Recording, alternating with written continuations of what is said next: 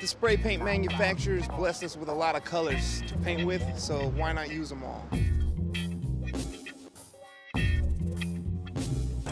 I started off doing characters, some letters here and there. Never was really a letter dude. Of course, like every other writer, started off with doing some underground stuff, and came above ground as far as doing work to get paid for. So, that's mainly what I do now. I've been doing this for about 18 years. It's like 90. And yeah, it's been a blast. I'm trying not to keep this egotistical, prideful element we have here contained. It needs to be exposed to the masses and sort of say the world. I know the graph culture or writing culture sort of say is basically it's around the world, but in pockets around the world.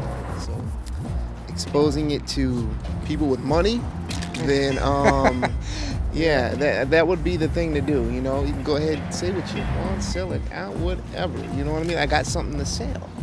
Yeah, it's not just for us, it's for everybody. It's as simple as, just tying the relationship with my artwork with the people, take it or leave it, you know what I mean? On a spiritual aspect, that's where the whole color therapy comes in. So when it comes to healing you with my artwork, that's how it ties in to society. Start your own originality, your own original self. Believe in your original self and stop biting and stop following everybody else. Yeah, come on now. Yeah. Been doing this. People have been doing that forever. Especially cats on top of the world right now. I got some mentors and influences, And see, and I'm not a letter dude, but a lot of my influences are letter dudes, Vulcan, Apex, Phase 2, Pose 2.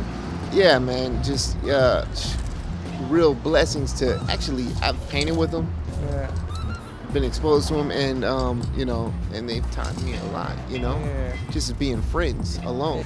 Before I made that transition to San Francisco, because I'm originally from San Diego, I was like right around then, maybe about a good 8 years ago, that was that transition moment where I decided, hey, it's time to do something new here.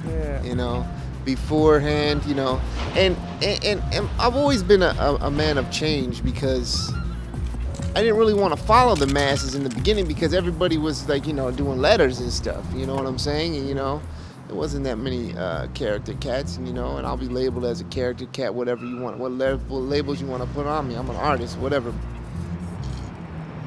I could say I transitioned there. I started that period there by just pursuing a character aspect rather than a letter aspect. Can you tell us a bit about your travels, man? Like, where has this taken you so far? Oh, it's China and Sydney, Mexico City. Yeah? Man, that'd be a hot spot. Yeah, soon to be Puerto Rico, Dubai. Oh, wow. Yeah. Then Europe. I believe Europe by the end of the year. Yeah. Oh, yeah. That's the deal. I think I'm going back to China pretty soon. Yeah. China was pretty cool. They, like I said, they were exposed to a new whole different element, and they didn't know what to do. But they embraced it with their conservative style, like yeah.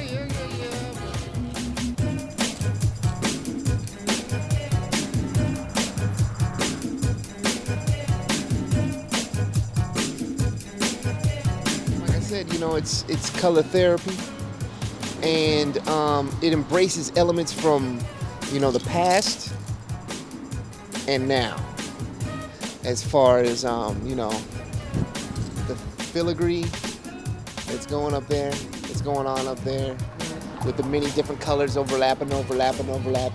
So I decided to flip that and just make it pop out. I like the movement of it. It's like movement. I gotta have movement. It has to flow. It has to pop out. And it has to grab you, pull you in.